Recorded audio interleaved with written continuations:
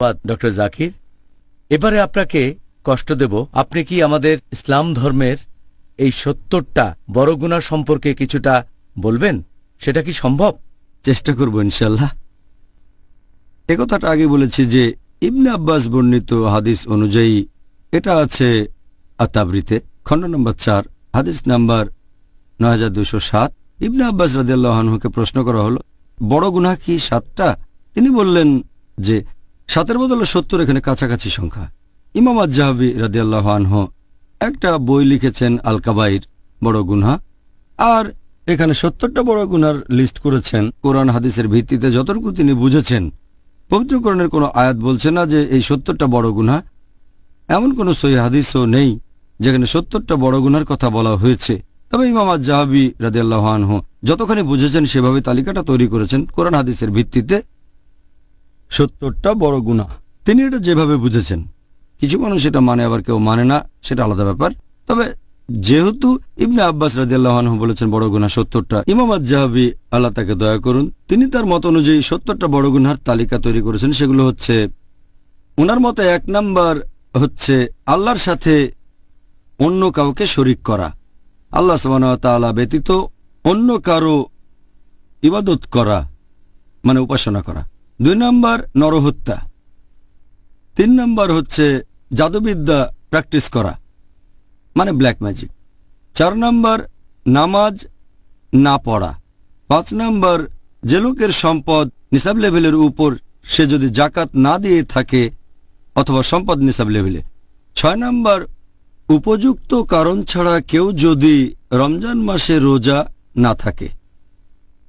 ৭ number যদি কোনো লোক হজ পালন না করে সামর্থ্য থাকা সত্ত্বেও, যদি আর্থিক সামর্থ্য থাকে, শারীরিক সামর্থ্য থাকে, তারপরে হজ পালন না করে থাকে, সেটা ৭ নম্বর গুনাহ। ৮ নম্বর বড় গুনাহ হলো বাবা মাকে অমান্য করা। ৯ নম্বর আত্মীয় স্বজনকে ত্যাগ করা। ১০ নম্বর বড় গুনাহ হচ্ছে ব্যভিচার ও অবাধ যৌনাচার। ১১ নম্বর হচ্ছে হোমোসেক্স বা সমকামিতা। ১২ নম্বর হচ্ছে রিবা নেয়া। রিবা নেয়া অথবা রিবা দেয়া অর্থাৎ ইন্টারেস্ট বা সুদ। যদি কেউ রিবা নেয় অথবা দেয়, এটা একটা বড় গুনাহ। ১৩ নম্বর অনৈতিকভাবে কোনো এতিমের সম্পদ গ্রাস করা। ১৪ নম্বর আল্লাহ তার রাসূলের নামে মিথ্যে কথা বলা।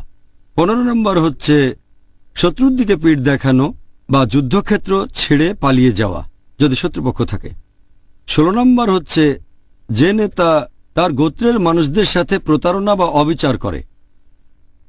১৭ নম্বর হচ্ছে অহংকারী আর উদ্ধত হওয়া। ১৮ নম্বর মিথ্যে সাক্ষ্য দেয়া। ১৯ নম্বর হচ্ছে মাদকদ্রব্য গ্রহণ করা, যেমন ওয়াইন, অ্যালকোহল, মাদকদ্রব্য ইত্যাদি যে কোনো খামার অর্থাৎ মাদকদ্রব্য। ২০ নম্বর জুয়া খেলা। নাম্বার ২১ হচ্ছে ধর্মপরায়ণ মহিলাকে অপবাদ দেয়া। ২২ নম্বর হচ্ছে গনিমতের মাল থেকে কিছু চুরি করা। ২৩ নম্বর হলো চুরি করা। ২৪ নম্বর হচ্ছে রাস্তায় ডাকাতি।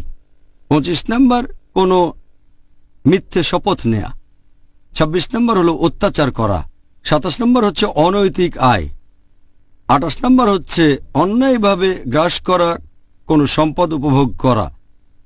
২৯ নম্বর হচ্ছে আত্মহত্যা।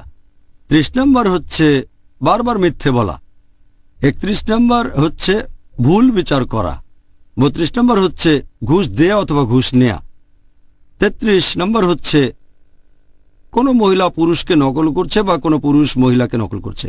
৩৪ নম্বর হচ্ছে যদি একজন পুরুষ কোনো ব্যভিচারী স্ত্রীর স্বামী হয়ে থাকে।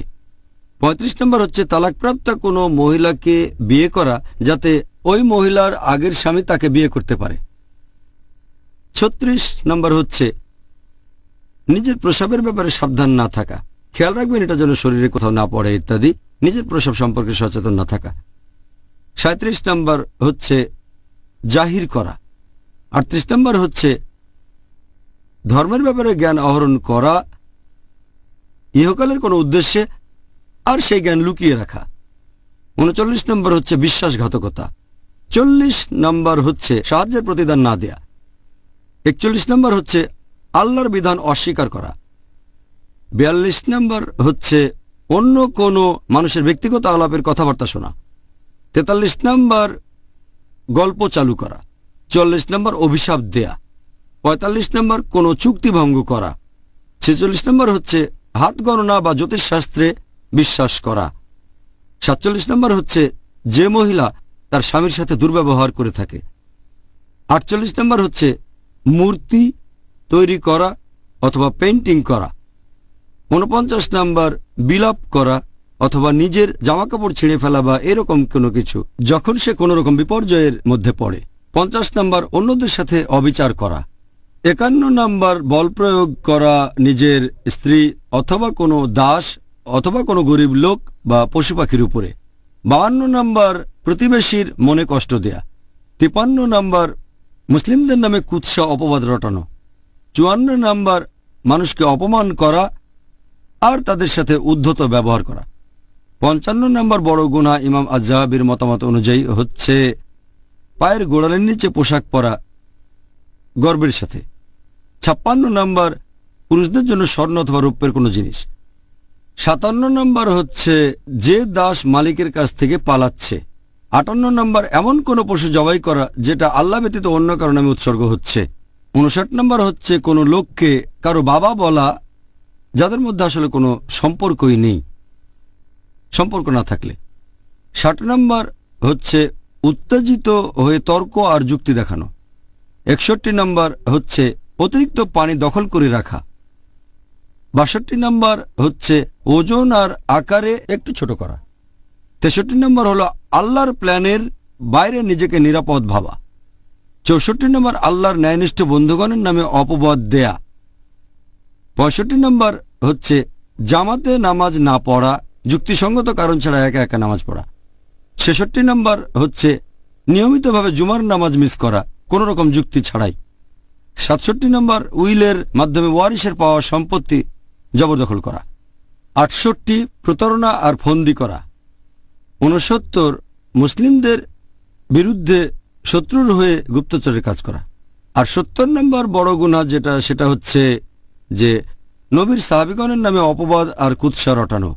তাহলে এই হচ্ছে 70টা বড় গুনাহ যেগুলো তালিকা করেছেন ইমাম আজ-যাহাবি তার লেখা বই আল কাবাইর, তার মানে বড় গুনাহ। এটার ভিত্তিতে যে হাদিস সেটার বর্ণনা দিয়েছেন ইবনে আব্বাস রাদিয়াল্লাহু আনহু যে বড় গুনাহ 70টা। এই তালিকাটা উনি বলেছেন যেখানে কোরআন এবং হাদিসের ব্যাখ্যা করেছেন তিনি। কিছু বিশেষজ্ঞ এটার সাথে একমত যে বড় গুনাহ কি মোট 70টা নাকি 17টা নাকি 35 নাকি 70। অনেক বিশেষজ্ঞ এটার সাথে একমত নন যে কিছু কাজ বড় গুনাহ না হওয়া উচিত, ছোট গুনাহ। অনেকে বলেন এটা হয়তো কোনো গুনাহই না, বিশেষজ্ঞগণ একমত না। তবে সামগ্রিকভাবে ইমাম আজ-যাহাবি মাশাআল্লাহ, আল্লাহ তাকে শান্তিতে রাখুন, বিখ্যাত বিশেষজ্ঞ, তিনি বড় গুনাহের এই তালিকাটা তৈরি